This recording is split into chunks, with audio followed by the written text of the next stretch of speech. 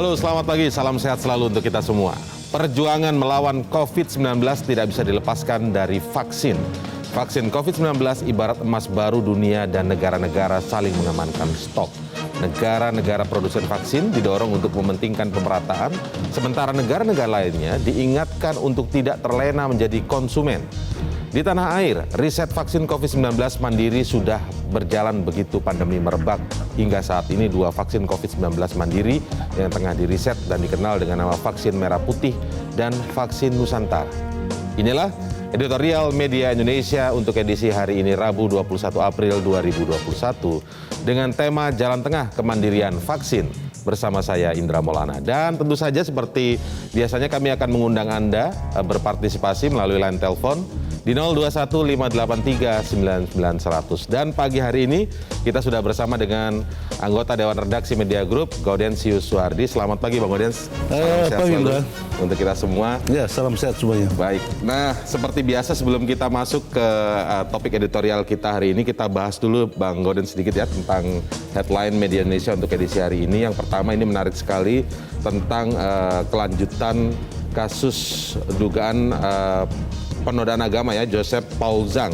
Dan sekarang polisi sudah bergerak cepat dan ini perlu diapresiasi bahwa dengan gerak cepatnya polisi ini maka dinamika yang dikhawatirkan, dampak yang ditimbulkan akibat kasus ini bisa segera diredam begitu ya Bang Gaudens. Ya, polisi gerak cepat menetapkan Joseph ini sebagai tersangka. Tentu yang diharapkan itu kan bagaimana bisa mendatangkan Joseph untuk mempertanggungjawabkan perbuatan yang diduga pidana itu. Sekarang Joseph itu ada di negara lain, di Jerman, dan mengakuinya bukan lagi sebagai warga negara Indonesia, walaupun fakta-fakta kepolisian itu dia masih berwarga negara Indonesia. Tentu yang ditunggu masyarakat itu adalah kerjasama Interpol untuk mendatangkan Joseph. Kalau benar dia berwarga negara Indonesia, yang paling penting itu bagaimana dia harus mempertanggungjawabkan seluruh pernyataan dia di media sosialnya. Nah, kalau kita lihat data-data yang dipunya oleh penegak hukum sekarang ini memastikan bahwa Joseph masih memiliki paspor warga negara Indonesia. Tetapi di satu sisi yang bersangkutan mengklaim sebagai warga negara Jerman begitu ya, atau sudah bukan warga negara Indonesia lagi. Tetapi kalau kita belajar dari kasus pilkada, bagaimana seorang yang diduga masih berwarga negara asing bisa ikut pilkada, ya memang agak kacau. Apakah data-data tentang kewarganegaraan itu masih bisa dipertanggungjawabkan atau tidak? Dalam hal resmi saja pilkada misalnya warga negara asing yang dibuktikan di sidang Mahkamah Konstitusi bisa terpilih lagi menjadi bupati terpilih di salah satu kabupaten di Indonesia. Nah, artinya data tentang kewarganegaraan ini penting sekali untuk diselidiki lagi begitu ya? Ya, harus di cross check dengan benar gitu. Oke, nah sekarang kira-kira untuk supaya tidak berpanjang-panjang menghasilkan dampak yang dugaan yang bermacam-macam di masyarakat, apalagi yang harus dilakukan kepolisian kira-kira dalam waktu dekat ini? Selain sudah menetapkan tersangka, maka apa? Memastikan atau bisa mendatangkan? Ya, harus bisa bekerja sama dengan Interpol untuk mendatangkan, mengekstradisi lah ya, bahasa hukumnya mengekstradisi yang bersangkutan ke Indonesia kalau benar dia masih berwarga negara Indonesia. Oke, baik. Kita bergeser ke headline yang selanjutnya yang juga ada di halaman depan Media Indonesia.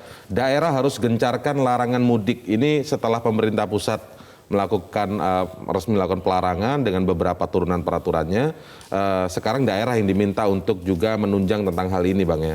Ya, mungkin yang perlu jauh itu bukan sekedar daerah gencarkan larangan mudik, tetapi bagaimana daerah mengoptimalkan atau memaksimalkan tugas dan fungsi badan-badan pengawasan di tingkat paling bawah ya, tingkat RT RW, supaya mereka yang sekarang ini pulang mudik ya harus dikarantina. Karantina beberapa hari gitu sesuai peraturan protokol kesehatan untuk memastikan bahwa mereka pulang tidak membawa penyakit. Gitu. Bagaimana kemudian itu memastikan kalau sampai ke tingkatan paling bawah sampai tingkatan RT misalnya begitu ya, Bang Gaudens, itu tidak terjadi nanti gesekan atau horizontal di masyarakat itu sendiri begitu. Kan kebijakan yang diterapkan pemerintah itu kan pembatasan berskala mikro ya. Ya, betul. Penerapan pembatasan berskala kegiatan masyarakat berskala mikro. Skala mikro itu tentu paling mikro itu pada tingkat RT RW. Nah, mestinya di daerah itu diaktifkan satuan tugas di tingkat RT RW karena mereka yang berhadapan langsung dengan warga yang nekat pulang pada saat mudik. Jangan hanya berpikir pada saat masa kurun waktu yang dilarang itu, mulai 6 Mei. Tapi dari sekarang sudah banyak orang pulang mudik.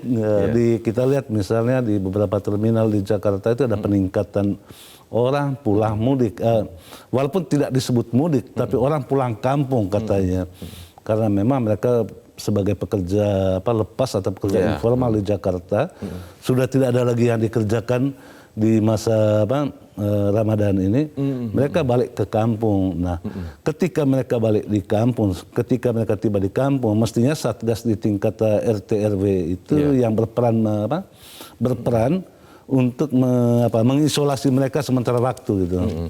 Oke, karena ini pengetatan ini sebenarnya karena juga berasal dari data yang disebutkan ada potensi 13% atau sekitar 10 juta pemudik yang tetap bandel begitu untuk melakukan mudik begitu Bang. Ya itu hampir setiap tahun ya. Tahun lalu juga itu banyak sekali orang pulang mudik secara sembunyi-sembunyi, bahkan ada transaksi ilegal di tengah jalan gitu kan. Supaya bisa tetap mudik. Jadi orang-orang bandel ini jumlahnya ternyata banyak ya, hampir 10 jutaan itu. Oke, baik, kita beralih ke halaman 2 Media Indonesia untuk edisi hari ini ya. Di situ ada berita tentang tahan suku bunga untuk menjaga rupiah. Ini adalah keputusan dari rapat Dewan Gubernur BI pada 19 sampai 20 April karena memang sempat membawa dampak yang depresiasi ya, minus 1,16% secara rata dan 0,15% secara point to point. Mungkin bisa jelaskan ini Bang Godes. Ya, suku bunga itu kan ditahan di sekitar 3,5% ya. Intinya bagaimana supaya rupiah itu tetap stabil. Supaya dia tetap stabil, tentu suku bunga pinjaman itu harus harus diberi insentif menarik. Apalagi yang dihadapi itu bukan hanya persoalan pandemi di dalam negeri, tetapi ada problem global. Globalnya itu Bank sentralnya Amerika Serikat itu kan diprediksikan akan memberikan insentif-insentif yang membuat dolar itu balik kampung gitu. Mudik juga dolar itu nanti. Kalau ada insentif yang diberikan oleh Bank Sentral Amerika. Karena itu ketika dolarnya langka di Indonesia atau dia balik mudik ke daerah asalnya. Nah, pada titik itulah sangat rawan. Karena itu suku bunga itu harus ditahan supaya dia tetap menarik suku bunga pinjaman itu. Oke, baik. Nah, sekarang kita singgung topik editorial kita sebelum kita menyaksikan tayangan lebih lengkap tentang editorial Indonesia untuk edisi hari ini ya. Jalan tengah kemandirian vaksin. Pertanyaan saya Bang, di dalam editorial ini disebutkan ada tentang bahwa faktor keamanan dalam vaksin tidak bisa ditawar lagi karena ini urusannya adalah soal kesehatan.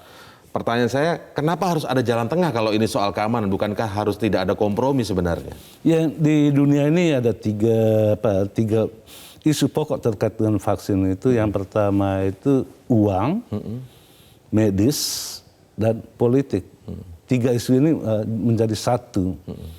Karena itu menjadi satu, tentu setiap berbicara tentang vaksin atau negara-negara yang selama ini dianggap sebagai konsumen vaksin, ketika dia mau mandiri tentu digoda-goda atau diganggu-ganggu gitu. Nah, vaksin Nusantara salah satu contoh bagaimana keributan yang tidak perlu terjadi hanya karena salah persepsi. Untungnya ada jalan tengah yang ditempuh oleh pemerintah dengan penandatanganan kesepakatan kerjasama antara KSAD, Menteri Kesehatan, dan Badan POM ya. Nah, jalan tengah ini bagaimana menyelesaikan persoalan tanpa menimbulkan persoalan yang mestinya setiap persoalan kebangsaan dan di dalam berbangsa dan bernegara, setiap persoalan itu harus diselesaikan dengan rasional. Nah, cara penyelesaian vaksin Nusantara yang ribut-ribut itu bahkan sempat dipolitisasi menjadi smooth. Dan cara ini mestinya menjadi role model di dalam menyelesaikan setiap persoalan bangsa ini. Ini cara ini bisa menjadi role model ya, setiap persoalan-persoalan yang muncul. Betul. Ternyata kalau duduk bersama itu setiap persoalan itu bisa diselesaikan. Kalau saling menjaga jarak, di situ potensi untuk dipolitisasi dan memang sudah dipolitisasi terkait vaksin Nusantara. Soal dukung-mendukung itu ada ya? dukung-mendukung. Bagaimana hal yang mestinya bicara tentang medis, kok ada dukung-mendukung? Karena itu Presiden Jokowi kemarin itu sempat menyatakan keheranannya. Bukannya persoalan medis yang dikedepankan, malah kok semua orang yang bukan pada kompetensinya berbicara tentang vaksin ini. Nah, pemerintah atau unsur-unsur pemerintah yang tiga pihak yang saya sebutkan tadi itu sudah memberi contoh yang bagus untuk meredamkan. Karena yang dibutuhkan di dalam pandemi ini bukan hanya vaksin yang dibutuhkan, tetapi ternyata kebersamaan itu bisa meningkatkan kekebalan tubuh. Jadi semakin sering kita bersama atau bisa menyelesaikan persoalan secara itu, bersama ya. Menyelesaikan persoalan secara bersama, persoalan pandemi ini juga kita bisa atasi bersama. Oke, baik, kita lihat tayangan lebih lengkap Jalan Tengah Kemandirian Vaksin berikut ini.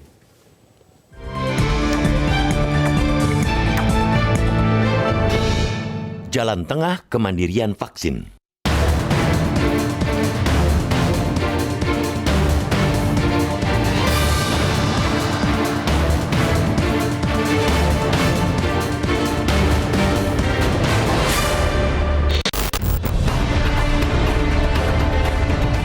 Perjuangan melawan COVID-19 tidak bisa dilepaskan dari vaksin.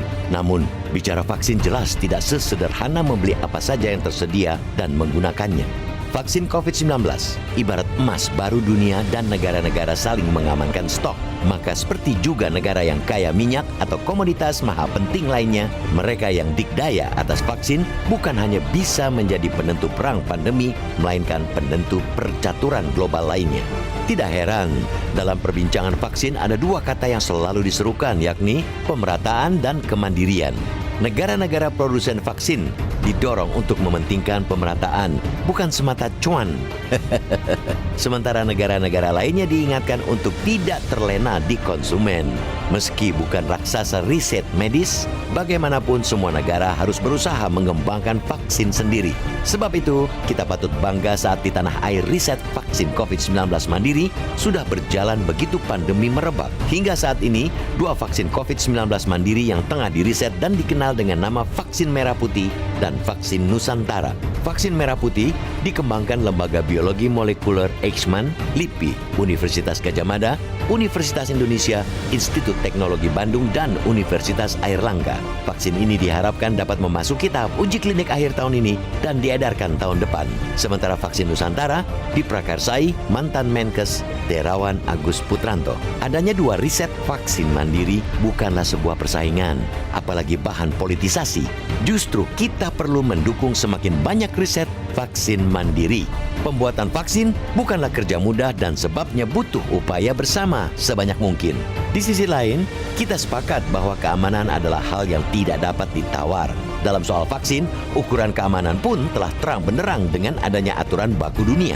Pertanyaan yang muncul belakangan ini di tanah air adalah ketika riset vaksin Nusantara tidak memenuhi aturan-aturan baku tersebut, termasuk soal proof of concept, maka semangat kemandirian dan keamanan pun seperti terbenturkan. Padahal, semestinya tidaklah demikian. Para peneliti vaksin maupun yang bertanggung jawab terhadap pengawasan keamanan vaksin haruslah sama-sama diperjuangkan. Sejatinya mereka berjuang untuk kepentingan yang sama, yakni keselamatan bangsa.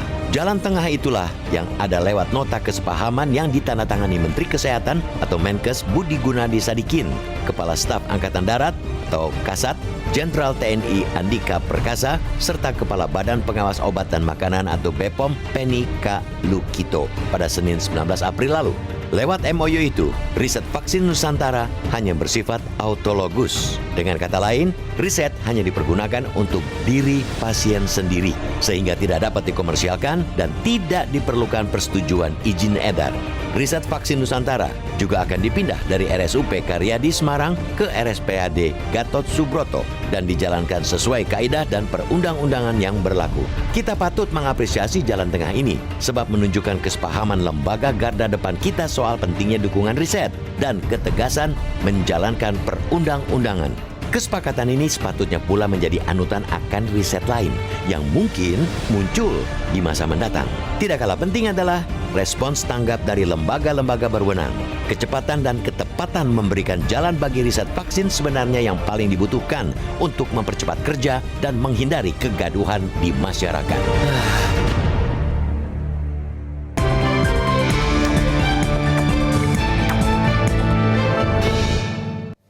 Ya, jangan lupa Anda bisa berpartisipasi di editorial Media Indonesia melalui line telepon di 021 583 9900. Editorial Media Indonesia segera kembali saat lagi.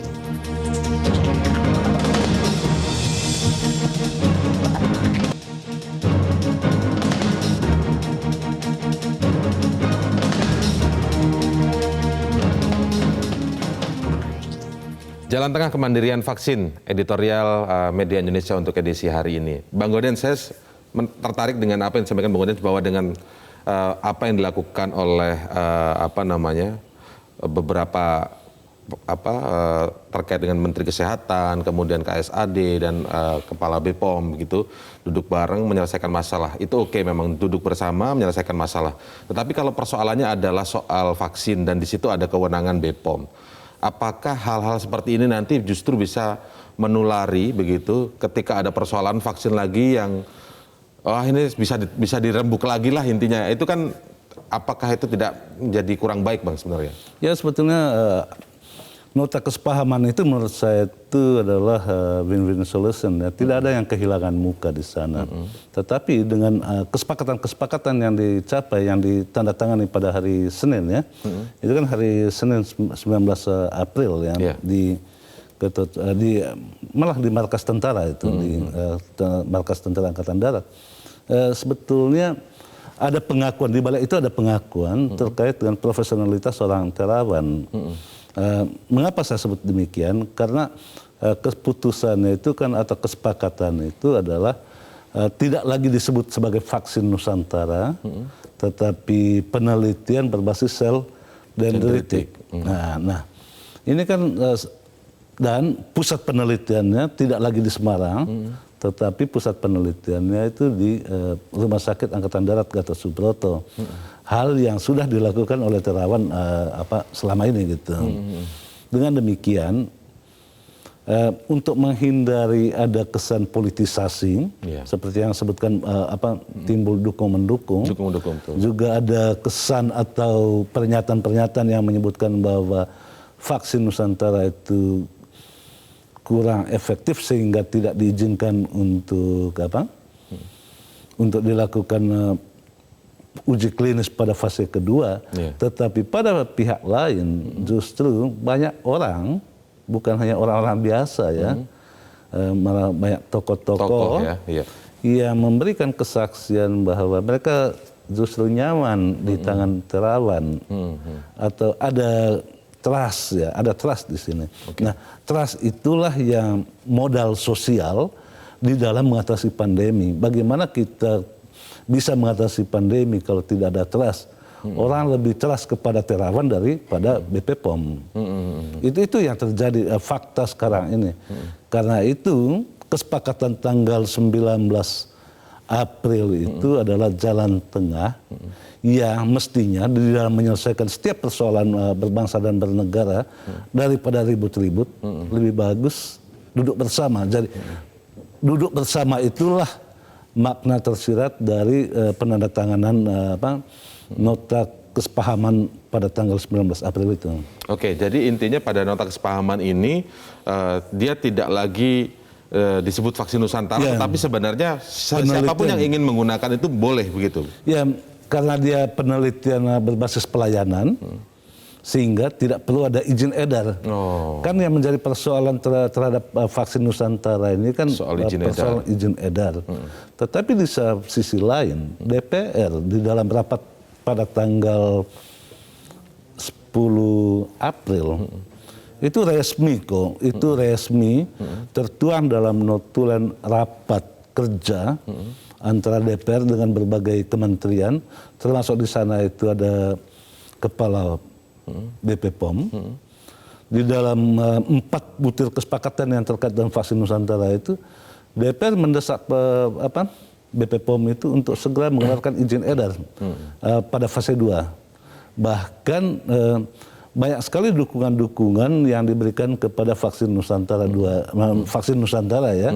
Tetapi kan di dalam pelaksanaan itu kan BP POM sesuai dengan kewenangannya, kukuh dengan kewenangannya. Tetapi pada satu sisi ada trust yang begitu besar terhadap vaksin Nusantara, daripada ada yang kehilangan muka di situ, sehingga namanya dihentikan. Namanya itu bukan lagi vaksin Nusantara, itu tertuang secara resmi di dalam tertulis gitu, bukan vaksin Nusantara, tetapi penelitian berbasis sel dendritik itu. Ya. Oke, baik, kita lanjutkan setelah headline news pukul 8 ya, Bang Gones, dan pemirsa editorial Media Indonesia akan segera kembali setelah headline news pukul 8 waktu Indonesia Barat.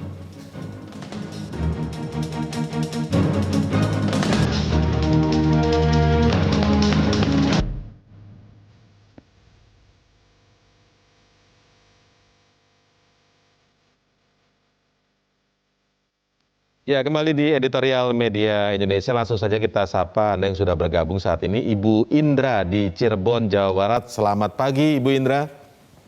Selamat pagi, Bung Indra Maulana dan Bung Golden Suhardi. Selamat pagi. Assalamualaikum warahmatullahi wabarakatuh, Metro. Waalaikumsalam. Silakan, Ibu Indra. Nah, ini saatnya mungkin Indonesia bisa berkiprah di dunia berdasarkan kemanusiaan melalui vaksin dendritik ini. Selama ini kita impor vaksin yang konvensional yang berasal dari virus yang dilemahkan. Sementara dendritik ini kita mengambil dari bagian dari darah putih ya, seseorang yang dikombinasikan sehingga bisa mengenali virus itu. Kemudian disuntikkan lagi, kalau ada virus corona itu yang datang bisa dilawan. Nah, jadi kelihatan bahwa vaksin dendritik ini punya kelebihan. Tidak ada komponen virus yang dimasukkan, kemudian berdasar diambil dari pasien itu sendiri, dan waktunya cepat karena tidak usah ada izin edar, merupakan pelayanan. Nah, apalagi sekarang RSPAD sedang melakukan observasinya, dan kalau ini sudah bisa dilaksanakan, maka bisa dicontoh oleh rumah sakit lain yang memiliki kemampuan dan fasilitas yang memenuhi persyaratan. Memang keselamatan masyarakat itu yang diutamakan, dan saya kira para profesional kita yang saat ini bisa diacungi jempol berani bertanggung jawab atas hal ini. Kemudian untuk jangka panjang mungkin kita malah bisa memproduksi vaksin dendritik ini. Jadi ayo pakai produksi dalam negeri untuk jalan tengah kemandirian. Terima kasih. Terima kasih Bu Indra di Cirebon. Kita beralih ke Pak Imam di Banyuwangi, Jawa Timur. Selamat pagi Pak Imam. Selamat pagi. Assalamualaikum warahmatullahi wabarakatuh. Waalaikumsalam. Silakan Pak Imam. Pak Godensius. Pertama-tama saya sangat apresiasi, saya memberikan penghargaan yang setinggi-tingginya kepada surat keputusan 3 pejabat, yaitu Kementerian Kesehatan, KSAD, dan Ketua BP POM. Kedua, saya apresiasi yang setinggi-tingginya Metro TV saat ini mengambil judul Jalan Tengah bagi virus ini. Saya sangat setuju dengan penelitian-penelitian baru Jadi sehingga BP POM itu mestinya harus melihat penelitian ini dalam keadaan darurat. Tidak dalam keadaan yang biasa-biasa. Kalau keadaan biasa-biasa, memang BP POM betul. Jadi dasarnya harus memenuhi kaidah-kaidah ilmiah. Tetapi ini kan dalam keadaan darurat. Dalam keadaan tidak normal, dalam keadaan tidak biasa. Maka segala sesuatunya harus berdasarkan ketidaknormalan itu. Jadi daripada mempertahankan ego sektoralnya BP POM, mestinya lebih berfaedah kalau menengahi, memberikan jalan keluar apa kekurangan-kekurangan penelitian virus COVID Nusantara. Jadi melihat kondisi Pak ya, kondisi yang terjadi saat ini dalam keadaan darurat ya. Saya sendiri ini bekas penderita COVID. Tapi sudah sembuh. Saya bagaimana suka dukanya saya di karantina, bagaimana saya suka dukanya menghadapi maut seolah-olah. Dan yang kedua, saya sangat apresiasi dengan pernyataan Profesor Indom, ya, bahwa untuk mengevaluasi vaksin COVID-19 Nusantara tidak bisa memakai dasar-dasar ilmiah seperti vaksin konvensional. Karena vaksin Nusantara ini bukan vaksin konvensional. Baik Pak Imam. Boleh dikatakan hasil inovasi dan kreasi anak bangsa. Oke, baik. Sudah kita tangkap poinnya Pak Imam ya. Nanti kita akan bahas lebih lanjut. Sekarang kita beralih ke pemirsa selanjutnya, Yunus Luat di Tanjung Selor, Kalimantan Utara. Selamat pagi Pak Yunus. Selamat pagi Bung Leo dan Pak Gaudentius. Silakan Pak Yunus ya. Seluruh warga masyarakat Republik Indonesia dan selamat menunaikan ibadah puasa bagi saudara-saudara terkasih saya umat muslim. Semoga kita sehat selalu dan corona akan segera berlalu. Berbicara tentang kemandirian. Berbicara tentang kemandirian vaksin atau jalan tengah kemandirian vaksin dalam menghadapi wabah pandemi virus 19 ini dikarenakan kita tidak dapat memproduksi atau memprediksi serta memastikan berapa estimasi jumlah penambahan penularan virus corona ini hingga berapa tahun ke depan atau berapa bulan ke depan. Maka kami dari pelosok Tanjung Selor, Kabupaten Blongan, Provinsi Kalimantan Utara mohon izin menyampaikan saran.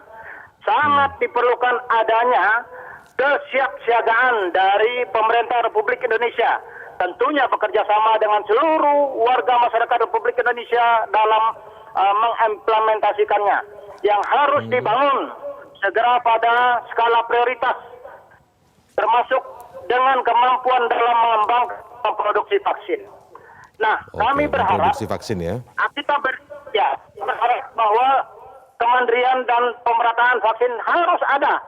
Kita tidak usah takut keluarkan uang untuk negara kita. Mudah-mudahan kita saat ini pikir mengacu kepada prinsip dari Cicero yang mengatakan salus populi suprema lex esto, yang mengatakan bahwa hukum tertinggi bagi suatu negara adalah keselamatan rakyatnya. Oleh sebab itu mari kita dukung pemerintah untuk menyelamatkan rakyat Indonesia. Terakhir, saya berharap betul-betul diterapkan pemberlakuan pembatasan kegiatan masyarakat supaya kita aman. Kita sebenarnya bisa juga putuskan mata rantai itu dengan patuh, taat dan melaksanakan prinsip protokol kesehatan. Semoga virus corona ini segera lenyap layu musnah, tak tersisa di bumi NKRI tercinta. Terima kasih.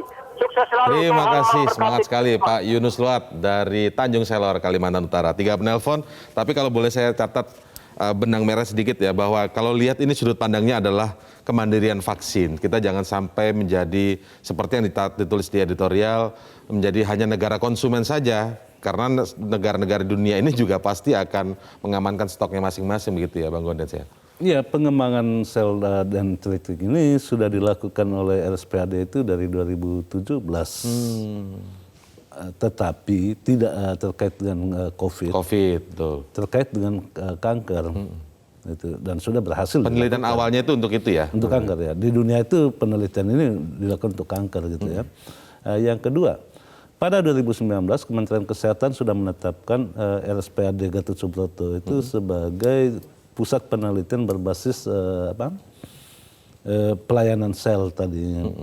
Dengan demikian mengembalikan vaksin Nusantara yang tadinya ribut-ribut vaksin Nusantara dikembalikan namanya menjadi penelitian sel dendritik. Nah, penelitian ini memang sudah dilakukan oleh Rumah Sakit Gatot Subroto di bawah Terawan. Nah, itulah yang saya katakan sebagai jalan tengah tadi. Tidak dimatikan inisiatif anak bangsa dan harus kita apresiasi dan memang sudah saatnya kita harus mencanangkan kemandirian bangsa untuk memproduksi vaksin. Vaksin yang kita impor itu bukan sesuatu yang murah harganya dan sangat mahal gitu. Dan apalagi sekarang itu kan sudah ada embargo dari beberapa produsen vaksin di dunia itu melakukan embargo termasuk India misalnya. Embargo karena kembalinya lagi meledak lagi kasus COVID-19 di beberapa negara, terutama di India dan beberapa negara Eropa. Betul, iya. Ketika di sana meledak kasus baru COVID-19, menahan mereka menahan stok vaksin. Bukan tidak mungkin suatu ketika kalau kita tidak pernah mandiri di dalam memproduksi vaksin, bukan suatu hal yang mustahil. Suatu ketika vaksin itu menjadi alat politik. Tadi di awal saya katakan vaksin itu bicara medis, bicara soal uang, dan bicara soal politik. Ya. Nah, tiga hal inilah yang turut mempengaruhi vaksin Nusantara menjadi ribut-ribut sekarang ini. Oke, baik. Nanti kita lanjutkan setelah jeda komersial berikut ini. Tetaplah bersama kami di Editorial Media Indonesia.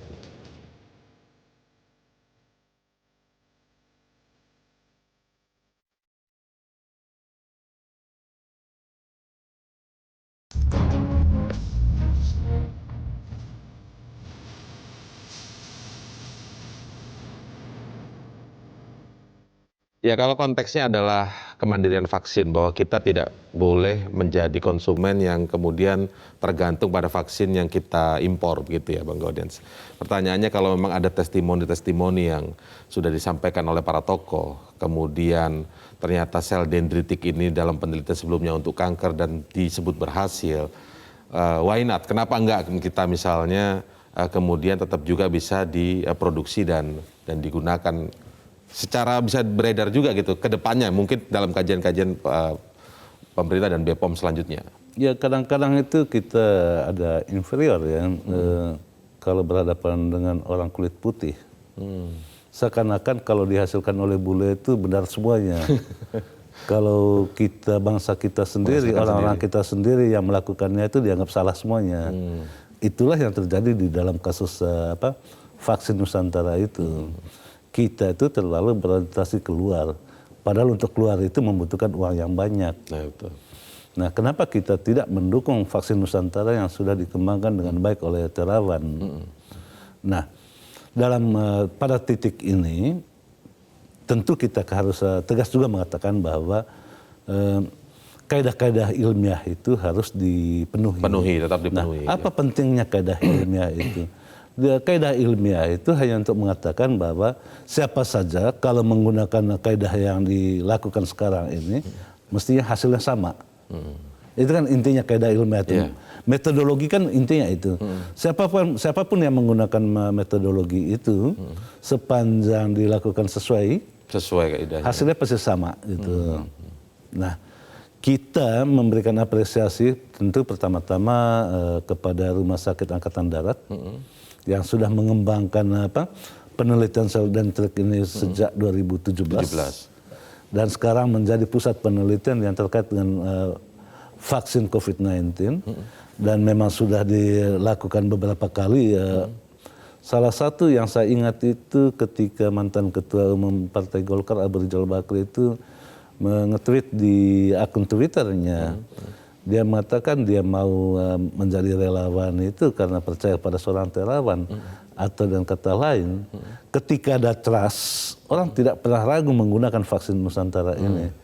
Kenapa sih orang lain kok mencemoohkannya? Nah, apa yang dilakukan oleh pemerintah sebagai yang kita lihat sebagai jalan tengah itu adalah pengakuan secara implisit mengakui keberadaan vaksin Nusantara hanya supaya tidak ada kehilangan muka.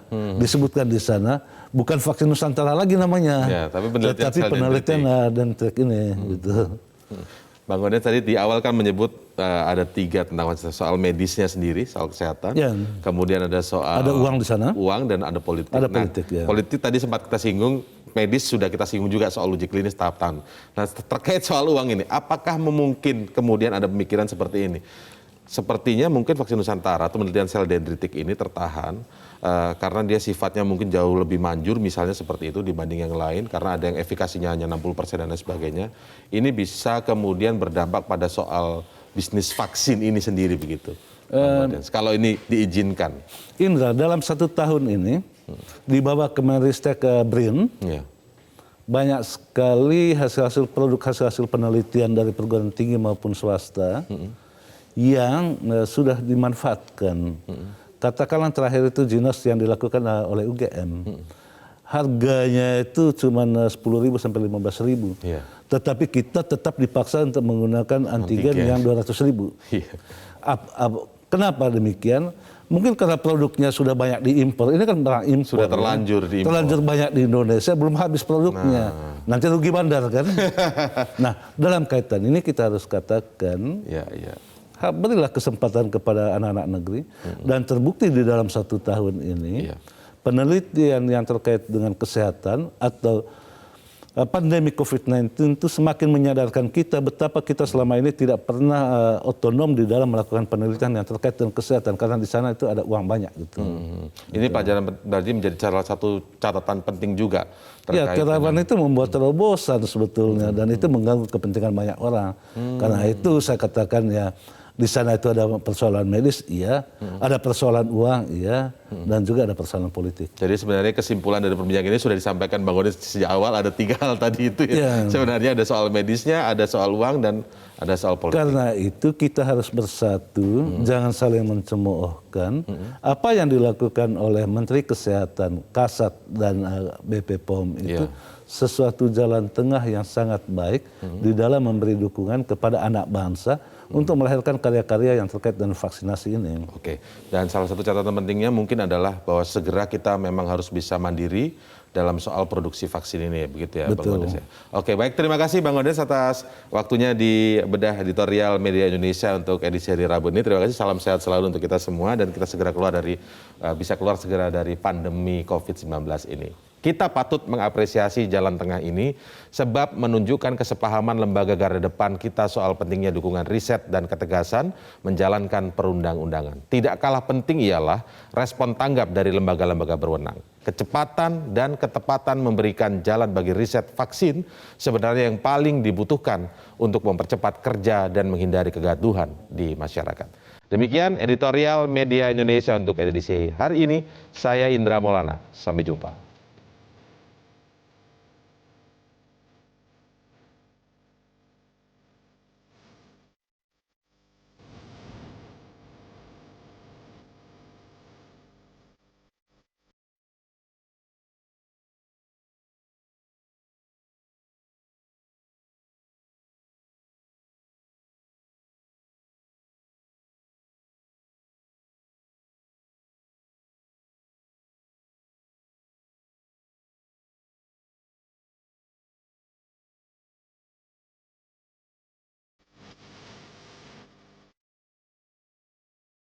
Metro TV